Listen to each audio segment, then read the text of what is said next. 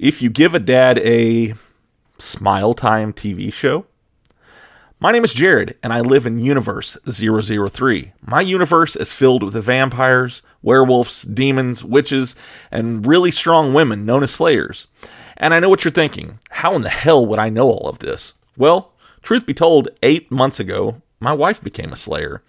There were some supernatural events that happened in Sunnydale, California, and a witch cast a spell, making women across the world into slayers. Beforehand, there was only one slayer, and they were gifted with supernatural strength and stamina, and they trained to fight against the supernatural threats that hide in the shadows and hidden from the naked eye. And after that slayer dies, a new one was chosen. But now there's an army of them. A woman called Buffy Summers and a fine gentleman named Rupert Giles came by our house and spoke to us. They wanted to recruit my wife and train her. And, of course, she accepted. I urged her to go. She had the chance to be, well, a superhero, kinda. In a way, she was a badass before she got the superpowers, and now she got to be a slayer of vampires and fight demons that only child nightmares can come up with. I was left with my kid, Boo. She was 7 and was currently obsessed with a TV show called Smile Time. I walked into the living room, 2 bowls of smoking hot apple pie. I passed her a bowl and sat down on the couch. Hey, ease up on being so close to the TV. You know your Uncle Jim has to wear glasses because he's got square eyes, because he sat too close to the TV for hours on end, I told her as she took the bowl from me. Yeah, okay, she moaned. She scooted back and sat and watched her show. I sat on the couch and started digging into my pie, trying not to burn my mouth. This Smile Time show was all about puppets, reminding me of Muppets or Sesame Street. They were cute puppets. I saw the appeal. A few hours went by. I woke up on the couch, rubbing my eyes, and looked at my watch. It was almost midnight. The only issue with your wife leaving to fight the good fight with you is your sleep schedule kind of gets messed up and thrown out of whack. I looked over at Boo, and she was right up close to the TV, both hands on the screen. Hey, sweetheart, come on. It's way past your bedtime. Come on, let's scoot now. But I got no response. Hey, Boo, come on. It's time for bed, I snapped. Again, she didn't move or respond. I climbed off the couch and walked over to her. I pulled her shoulder, and she fell to the floor. Her face looked drained, kind of gray, and with a freaky smile on her face. I dropped to my knees and scooped her up. Boo! Boo! Answer me! Come on, sweetheart! I called out. Her skin was ice cold, and she was not responsive. I fumbled with my phone out of my pocket and called 911. I spoke with an operator. She told me an ambulance was on its way and to check her pulse. I found it with ease, but it was weaker than usual. The first responders arrived, and she was rushed to the hospital. I sat there, my leg wouldn't stop bouncing. I was scared and nervous. Yes, vampires could suck your blood, or you could be deskinned by some demon, but having your child in the hospital is 10 times scarier. After what felt like a lifetime, a doctor finally came up to me and told me that it was like all Boo's energy, stamina, and like her life force had been drained from her. I sank back down in my seat. I was shocked, and I sat there, and everything became a blur. I was her father, and I had to protect her, and yet something bad happened. And I was also confused. All she was doing was watching TV. Then someone tapped me on the shoulder, breaking me out of my state. I looked up to see a man wearing all black, most notably a long coat. He had short, spiky hair and had this presence about him. Hey, sorry, are you okay? The man asked. Yeah, sorry, I mumbled. I couldn't find the words. Look, my name is Angel, and I'm part of a firm that deals with odd situations, and I hear your kid got hurt somehow, and in a way unexplained, the man told me. He sat down next to me. I looked at him, stunned for a moment. Then it hit me. My wife told me about Wolfram and Hart. A vampire with a soul ran it, and they dealt with supernatural incidents in L.A. Who knew moving to L.A. would be such a joyride? Angel, from Wolfram and Hart, I suggested. Yeah, how did you know? He asked. I leaned in close and kept my voice low so no one could hear my next set of words. My wife is a slayer. Joined some training camp ran by Buffy Summers, I whispered. Angel took a deep breath in and let it out slowly. That makes my job a little easier. Yes, I think we are dealing with some life force draining demons, linked to the TV show known as Smile Time. Hence why your daughter is stuck in a smiling trance, Angel explained. Wait, the show with puppets? I blurted. Yes, you know it? Yes, Boo loves that show. She sings their songs. She has a replica of the dog-looking thing. Groofus, I think, I told him. Okay, and you told the police and you found Boo with her hands on the TV? Angel asked. Yes, she was like glued to it, I explained. Angel placed his hand on my shoulder. Okay, thank you, Jared. You've been a big help. Stay here and keep an eye on your daughter. She is not the only victim. Here's my cell phone number. Call me if anything changes with her, Angel told me, handing me his contact card. I took it and nodded at him. He stood up and headed out. Wait, what are you going to do? I asked him. Angel turned to me. I'm going to pay the puppets a visit, Angel told me, then walked out. ... I might have done something stupid. I left the hospital. My parents were waiting with Boo. I told them I had to go and contact her mother. Truth is, I did call my wife, but was met with no response. I managed to find out the location of the show's production studio. I kept low as I climbed out of my truck, and I saw Angel breaking in. I followed him in, making sure to keep my distance. I was blinded with rage and a need to protect, a need to act for my daughter. But I wasn't dumb. I knew I had no abilities, strength, or fighting power, but I needed to know what was going on. My curiosity was piqued. Blame my wife, I guess. I kept low, I ducked down, and I found a room where 3 puppets stood. They were moving by themselves. I saw no wires, strings, or puppeteers. They moved and talked and were alive. Maybe. They were creepy, nothing like they acted on the show. I saw Angel barge into them talking. Lucky for me, I was in a sound room. I was behind a panel of glass, and I just had to pray to some god or deity that they didn't spot me. Angel barged in, and they exchanged words. I couldn't quite tell what they were saying, but it didn't matter as they started fighting. Angel ended up hitting some demonic-looking egg, and there was a blinding light. There was a wave of pure pressure, and I was thrown off my feet. I hit the floor hard enough to knock me out. Boop. Boop. Boop. I woke up. I climbed to my feet. I looked through the glass, and the room was empty. I didn't see Angel. I crept out of the building. It was daylight outside. I must have been knocked out for a few hours. I walked up to my car and looked at my car. It looked bigger, like I was shorter. I must have hit my head really hard. It felt soft, like fabric. I held my hand out to grab my car handle and let out a gasp.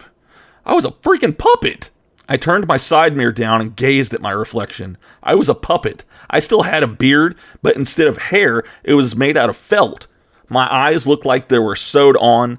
I stroked the fabric cheeks, and then I let out a scream. My voice cracked as I screamed so long my voice could no longer handle the strain.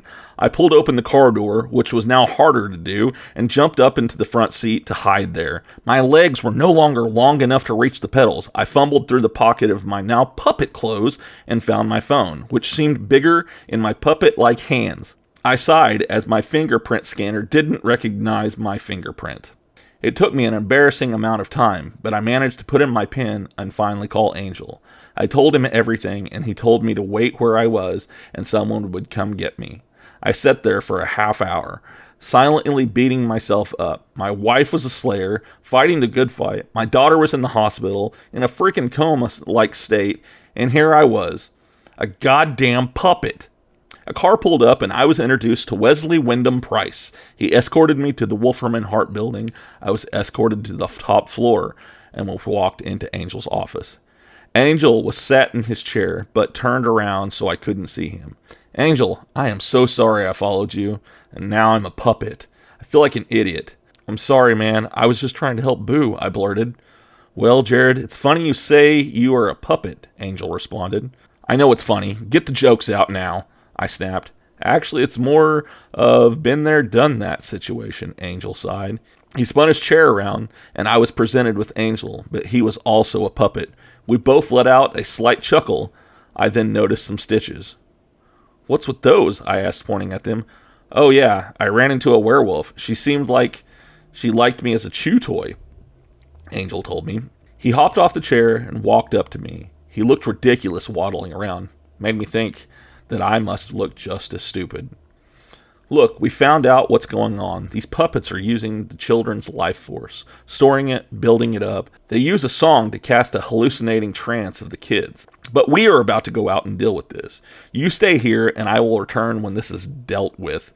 We will return to normal, I promise, and Boo will be fine," Angel told me. I nodded, and he waddled away. Joining Wesley and some others, they walked towards the elevator. I walked out of the office and found myself a seat.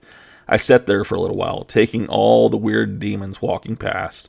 There was a green one with horns, a big, bulky, amber-colored one with 3 eyes on his chest, allowing him to walk around toplessly, and then clocked a gray demon, big, hulking, and snarling. He clocked me at the same time.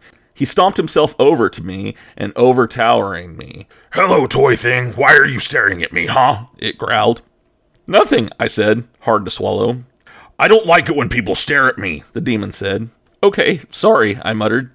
"You're judging me, puppet," the demon roared. He grabbed my puppet throat and lifted me out of the chair. "Please, I am new. I didn't mean to offend," I choked through the pressure of the demon's grasp. "Your pathetic voice offends me," the demon snarled again. "Hey," a voice barked. Me and the demon both turned my head to see a badass woman stood there.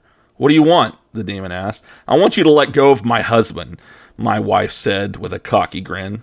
She then ran at the demon. The demon let go of my throat and grabbed me by the wrist and swung me like a weapon. My wife blocked the attack, blocked me. The demon threw me away, and I hit the ground. I looked up and saw my wife punch the demon hard in the stomach, winding him. Then she threw an uppercut, smacking the hulking beast in the chin. The beast was thrown onto its back and was rendered unconscious. I let out a cheer. Then I saw my wife picking up my puppet arm. She walked up to me as I looked down and saw my arm was ripped off at the shoulder, and stuffing was on the floor. I started to panic, but my wife knelt down and scooped me up. "My arm! My freaking arm!" I screamed. "Hey, it's okay. Remember when we fixed Boo's cosplay plushie?" my wife said. "Yeah, what about it?" I barked. "It's no different than that," my wife said with a sweet smile. My wife sewed me up. My arm was completely ripped off, but in my puppet form, I couldn't feel it. Made me think that every time we fixed Boo's stuffed animals and I told her they didn't feel it, I was at least telling some truth. My wife smiled at me as I flexed my hand. My arm had been sewn back on fine. Angel and his group walked in and they told me that they won the fight, and myself and Angel will return to normal in a few hours. We thanked Angel and his team. There was some mild hostility between Angel and my wife, from some form of vampire versus slayer grudge, I assumed. We headed back to the hospital and found Boo awake and full of life. She had returned to her full energy, bubbly self. The doctor said we could take her home in a day or so. They just wanted to keep an eye on her. We walked into her room, and she burst into laughter as she saw me as a puppet and climbed onto her bed, and she kept laughing. Okay, it's funny," I muttered. "You look funny, Daddy," Boo said through the laughter. "I guess I do, don't I?" I chuckled. I stood on her bed and started doing the robot. My wife joined in with the laughter. We sat and all chatted. My wife told us stories, and I told Boo how incredible her mother was, saving my ass from a demon. My wife also said she was going to stay around for a few weeks. Buffy wanted her to test her new skills and go on patrol at night. Boo cheered at the news. After a few hours, there was a surge of light. I felt warm and fuzzy, and both Boo and my wife looked at me in shock. I looked down, and I had finally returned back to normal. I let out a sigh of relief and hugged my family. "That's it. I am never talking, watching, dealing, or thinking about puppets ever again," I muttered. "Aw, you were cute, though," my wife said with a sarcastic tone. A few days went past, and we finally were able to take Boo home. We settled her in her bed, and her mother presented her with a new cosplay dude plushie, a limited edition one. Boo was over the moon. As her mother read a story, my phone started ringing. I answered it. "Hey, Jared, it's Angel. Just making sure everything is less puppet now," he asked. "Yes, thank you. What about you?" I asked back. "Yes, Thanks. Hey, look, Buffy called to let me know that your wife would be patrolling the streets. I was wondering if maybe you could come work with us. Help out your wife, Angel said. Wait, you're offering me a job? I ain't a lawyer or a fighter, I responded. Don't need to be either, but you have an understanding, and the way you threw yourself in. Okay, it was dumb, but you have heart, and I think you could do some good, Angel replied. I looked at my wife and daughter, and I smiled and let out a sigh. I am so in, I told him. Then I hung up the phone and went to say goodnight to my daughter.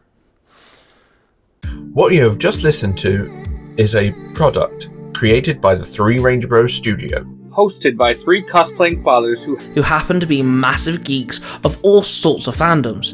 They are Mark, the Red Cornish Ranger, Cosplay Dude 637, and Ty Tiger. The studio covers different types of YouTube videos, TikToks, podcasts, and live streams. If you wish to find out who cosplays who, the YouTube channels, the TikTok accounts, and the podcasts, and all of the other social media platforms, please go to the 3rangerbrostudios.com.